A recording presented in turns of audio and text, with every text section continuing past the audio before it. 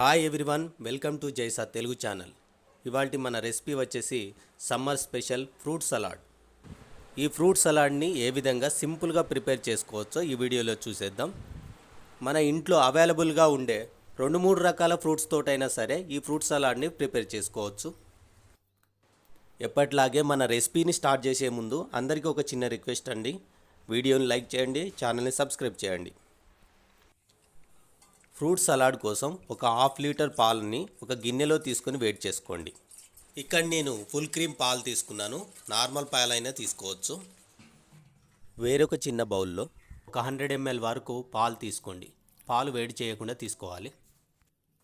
మనకు నచ్చిన ఫ్లేవర్లో ఒక 3 టేబుల్ టీ స్పూన్ల కస్టర్డ్ పౌడర్ని తీసుకొని ఈ పాలల్లో వేసుకొని బాగా మిక్స్ చేసుకోవాలి. కస్టర్డ్ పౌడర్ని వేడి పాలల్లో కలిపితే ఉండలుగా తయారవుతుంది, కాబట్టి వేడి చేయని పాలల్లోనే మాత్రమే కలుపుకోవాలి. కస్టర్డ్ పౌడర్ ఉండలు లేకుండా బాగా కలుపుకున్న తర్వాత ఈ పాలను తీసుకొని పక్కన పెట్టుకోవాలి. ఫ్రూట్ సలాడ్ కోసం ఇక్కడ నేను ఒక చిన్నపాటి దానిమ్మను వలిసి పెట్టుకున్నాను.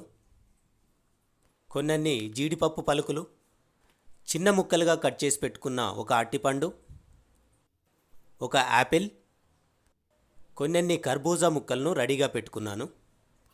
స్టవ్ మీద ఉంచిన పాలను ఒక 5 నిమిషాల పాటు బాగా మరిగించిన తర్వాత ఒక అరకప్పు చక్కెర వేసుకొని బాగా కలుపుకొని మరొక 2 నిమిషాల పాటు మరిగించండి.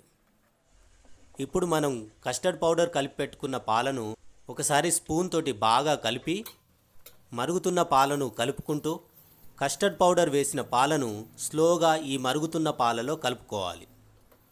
కస్టర్డ్ పౌడర్ వేసిన తర్వాత పాలను ఒక 3 నిమిషాల పాటు బాగా మరిగించి స్టవ్ ఆఫ్ చేస్తే సరిపోతుంది. ఇప్పుడు ఈ పాలను చల్లార్చండి. చల్లార్చిన తర్వాత ఈ పాలు చిక్కబడతాయి. ఈ చిక్కబడిన పాలను ఒక గిన్నెలో తీసుకొని మనం రెడీగా పెట్టుకున్న ఫ్రూట్స్ అన్నిటినీ వేసుకొని ఒక గంట పాటు ఫ్రిడ్జ్లో పెట్టుకుంటే సరిపోతుంది.